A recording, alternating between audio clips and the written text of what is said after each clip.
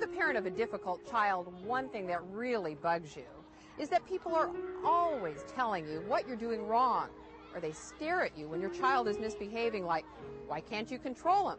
Hey, we're the first to admit, we wish we could, but it's not always that easy. Now you just stay up here quietly. Take the Skelding family. When we arrived, it was a war zone. Oh, no. Don't hit! Don't kick! All right, you're going to go. No means nothing to him. No. The child is tantruming and the mother has lost it as well. No, you will not bite me. Fine, you'll clean that up. No, I'm not. All right, then you can sit in it.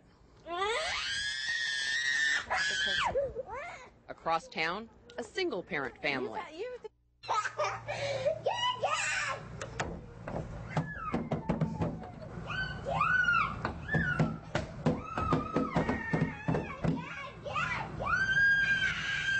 What did you feel like when you're holding the door to his bedroom shut? I felt ridiculous, to tell you the truth. Like, he just turned 4, and I'm standing here closing his door. And I was pulling. It's not me much longer before he's going to be able to pull that door open. That's ridiculous. I shouldn't be doing that with my child, and he's only 4 years old.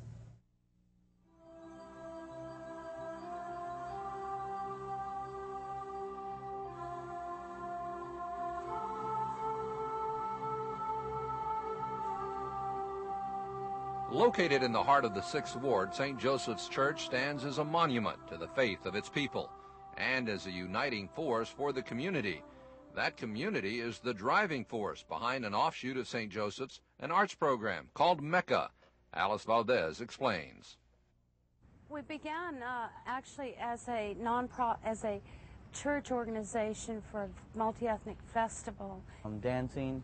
If I'm not dancing, well, I work, and I keep myself busy around here. So I feel satisfied because I keep myself busy. And I've been doing that for like 12 years. So I've come to be accustomed to, just coming here every day after school, working, dancing, or singing. In addition to the singing and dancing, the multi-ethnic cultural arts program offers its participants a range of programs, from help with language barriers to counseling about school programs. I believe that we have made some differences in young people's lives. The students just don't come for dance. They get a lot of support here. And I think that's what is different about us than most arts education programs. Every night at 11 News, when the clock strikes 10, a new day is just beginning. We are looking for what's going on in the community at night. We do a better job of covering the news, a more thorough job. Because our late news isn't a rerun of the day's events. It's late breaking news that's up to the minute, fresh and informative. 11 News at 10 with Steve Smith, Marlene McClinton, Gift Nielsen, and Dr. Neil Frank. We cover today like there is a tomorrow. Thousands of students are streaming into the George R. Brown Convention Center. These teens won't be spending Saturday watching television or shopping at a mall.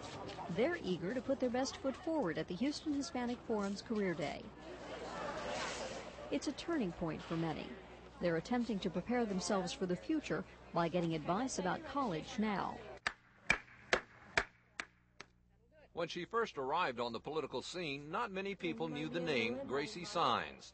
But after defeating incumbent Beverly Clark in the December 7th elections, she was no longer an unknown. They had faith that I will be able to do the job to represent all the citizens of Houston. On January 2nd, it became official.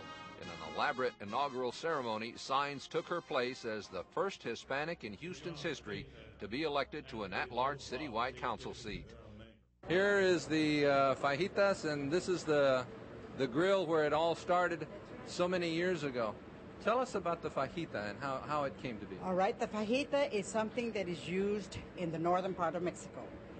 I knew it when I was a child and a young lady as arracheras, but it's actually the outside skirt or the flank state as we know it today. I decided since it was used so much in Mexico, it was something new that could be introduced into the public, and something that was great, very delicious, very juicy, very wonderful. Did you have any idea that the success would follow? No, I had no idea I was going to start the war on fajitas, because fajitas are known now all over the world. They've even become very famous in Japan. And the price of fajitas? Very high, very, very high. It hit you, and you're not expecting it. I thought it was in terrific health. I wasn't. I think it takes a lot out of you. Medic 51, an unconscious party, 7626 Feliciana. Medic 51 is responding to the unconscious party. Do you remember that ambulance ride? Oh, yes, I sure do. I'll never forget that. Why? Well, it was just that screaming of that siren and everything, The uncertainty of what was happening, I was scared. I start yelling, please don't die on me.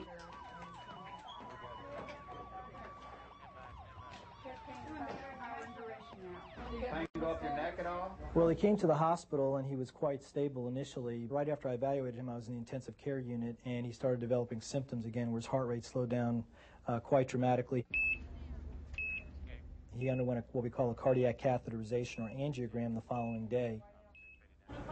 Holding an 8. That's when we take a look at the arteries with some dye, with videotape, so to speak. And we found several blockages at that time. 500. And off. Now we're talking. We have some life over here.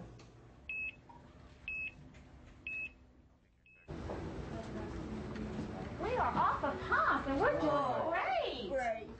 Yeah, we did 3 vessels and no problems whatsoever. Great.